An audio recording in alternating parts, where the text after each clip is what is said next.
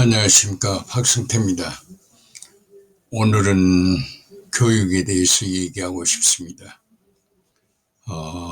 교육은 거의 모든 사람에게 관계가 되기 때문에 교육을 잘 아는 것 같지만 사실은 교육은 상당히 어려운 점이 많습니다. 교육은 우선 그 사회적 안정, 즉 정치적 안정과 경제적 안정 위에서 이루어지며 한 사회에 그 소망하는 방향으로 통일된 의견으로 나아갈 때 가능합니다. 그래서 옛날부터 교육의 어떤 특성은 크게 두 가지로, 즉 전이하는 과정과 파지하는 과정, 즉 A에서 B로 어떤 것이 옮아가는가 하고 B로 옮아간 그 내용이 좀 더 알차게 발전시켜지며 유지되는, 그리고 이제 좋은 방향으로 이끌어지는 그런 걸 말합니다.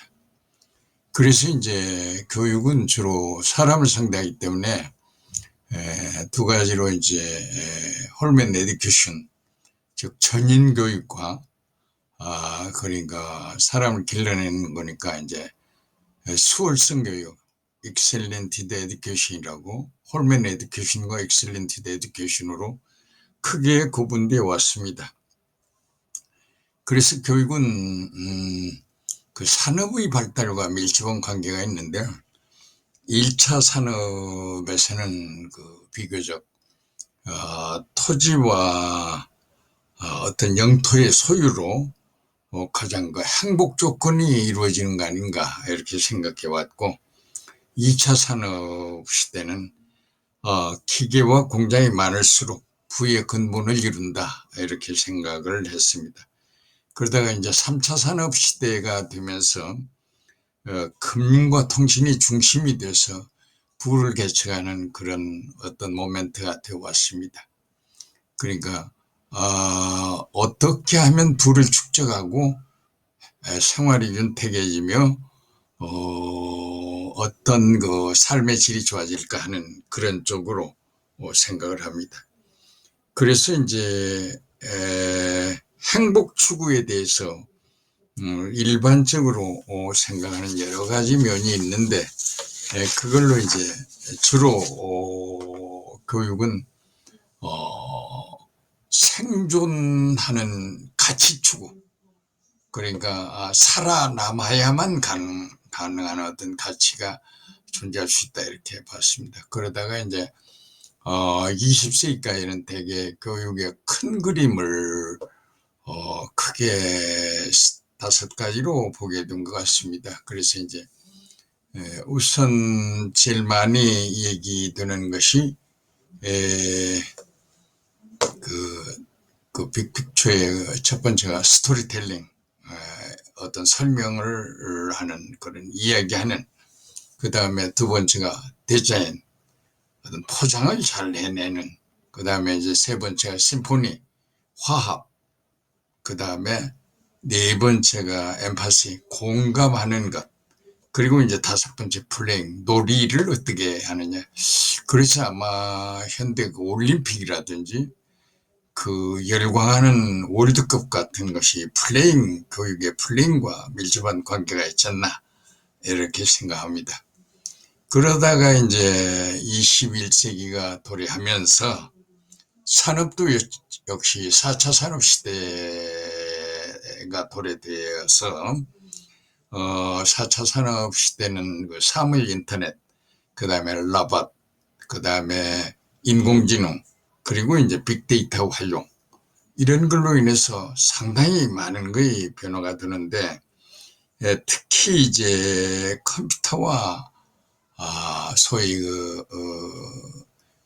그 생물 기술 교육이 병합해서 새로운 시대, 그 행복 추구하는 면과 우주 시대라고 하는 것이 이제 맞물려 가지고 이제 발전하게 되는데, 특히 우주 시대는 특히 두 가지, 인간이 지구를 벗어나서 다른 혹성에서 테라피케이션, 살 수 있는 어떤 조건을 갖출 수 있지 않나 그리고 또 하나 기대는 외계인을 접촉할 수 있는 시대가 되지 않을까 이렇게 본 겁니다.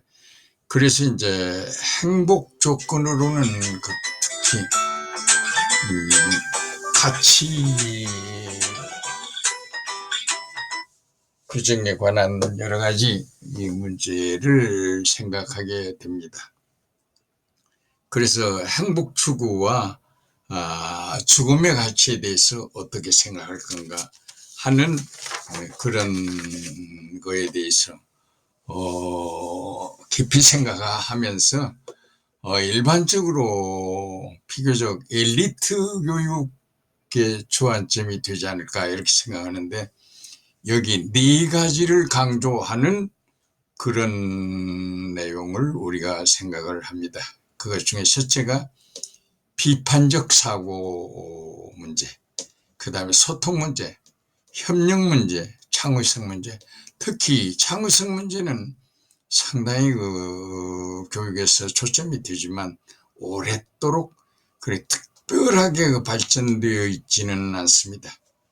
그래서 생명기술과 정보기술의 융합으로 이제 나가는데, 4차 산업시대에 가장 두드러진 것이 인공지능 문제가 아닌가 생각합니다. 오픈 AI사의 GTP 기술에 대한 것은 이미 잘 알려져 있습니다. 처음에 이제 한 1억 7천만 권의 책을 주입시키는 교육을 했고, 그 다음부터서 그거의 한 3배, 그 다음에 한 10배 이렇게 확대해 가면서 상당히 많은 교육을 해서 그 오픈AI사 하면은 개방된 AI가 아닌가 해서 모든 걸 개방한다 그런 말은 아니고 회사 이름입니다. 여기에서 이제 GTP 기술로 GTP3를 출시함으로써 특히 로봇 여자 레타가 사람이 이렇게 어떤 질문을 하면 대답하는데 상당히 논리적이고 멋있는 대답을 하게 됩니다. 그래서 이제 여기에서 이제 상당히 어떻게 교육을 하느냐 하는 것은 이제 특히 머신 러닝하고 이제 딥러닝의 기술이 발달돼서 상당히 거기에 대한 관심들이 높아지고 있는 실제입니다. 나는 비교적 딥러닝에 관해서 MIT의 딥러닝 인 라이프 사이언스 렉처에 관한 것을 들었는데, 들으면 들을수록 좀 어렵다라고 하는 생각을 가져봤고, 내가 어떻게 하면 AI를 실제로 할 수 있을까? 이런 데 관심을 좀 많이 가졌습니다. 그래서 이제, 어떻게든지 해서, 조금, 접근해 볼까 하는 그런 생각을 가졌고, 시간과 노력을 꽤 경주했습니다. 본래 에지클럽이라고 하는데 민스키 교수의 조언으로 AI에 대한 초기, 1960년대 중반쯤에 이제 그때서부터서 이제 상당히 관심을 가졌는데, 그래도 그게 그렇게 쉽게 접근되지는 않았고, 내가 직접 해봐야겠다라는 어떤 욕심 때문에 그랬는지는 몰라도 어려움을 겪어왔는데,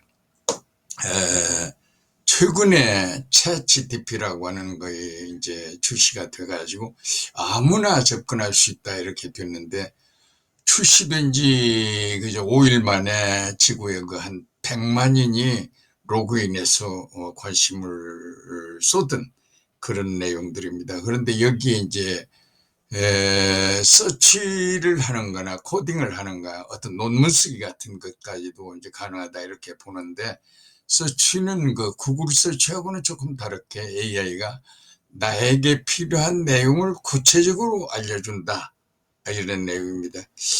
그래서 이제 상당히 관심을 가는데, 내 경우에 이제 1시간 반 정도씩 매일 그 연습을 해보면서 내가 본래 관심을 가졌던 카오스에 관한 것, 그래서 이제 그 카오스에 대한 것을 이제 좀 찾아주시오 하면 상당히 좋은 논문들을 이렇게 소개하는 바, 생태학과 카오스의 관계에 관한 것들. 그리고 이제 내가 이제 그 논문도 많이 써봤던 그 PCA, 그러니까 주성분 분석이라고 하죠.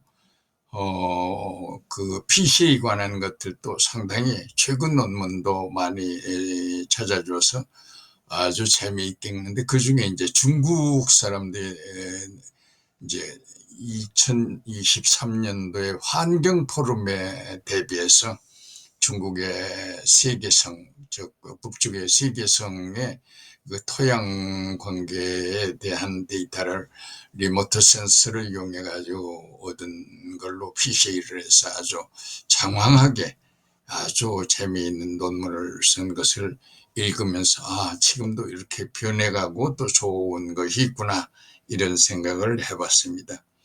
그런데 이제 특히 그 미래 교육에 어떤 주안점을 두고 있을까는 생각보다는 조금 어려운 게 아닌가 이렇게 생각하는데, 비교적 개인의 니드, 어떤 그 필요성에 따르는 교육, 지금 마냥으로 획일적인 게 아니고 그런 거라든지 인공지능과 기술을 이용한 새로운 커리큘럼에 의해서 이루어지는 교육, 그리고 이제 기술에 관한 여러 가지를 이용해서 아주 세계적인 인재를 길러내는 교육.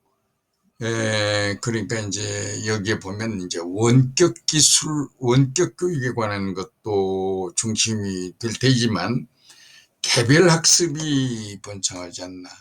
그런데 또 하나 특이한 것은 생각을 예술적 가치를 부여할 수 있는 교육. 좀 생소한 말이죠. 그러니까 예술적 가치를 발휘할 수 있을 만큼 생각을 고급화시키겠다, 그런 내용의 교육이 오지 않나.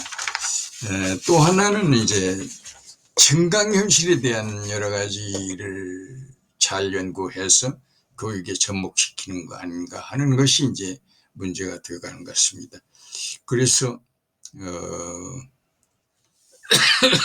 교육에는 공통적으로 이제 어쨌든 간에 그 세 부분, 즉 교사, 학생, 학부모, 그런 데서 교사는 정말로 어떤 열정을 쏟아야 되고, 학생은 성취를 해야 되고, 부모는 만족감을 가져야 하는 이런 건데, 여기에서 이제 그 사이에 많이 논란이 됐던 문해교육도 리터레이스에 관한 문제도 잘 해결되고, 또 하나 나는 강조하고 싶은 것이 이퀴티 문제, 그러니까 제값받기라고 할까요? 교육을 받은 사람들이 제 기능을 하면서 제값을 받을 수 있는 세상이 되지 않을까 하는 그런 생각을 해봅니다.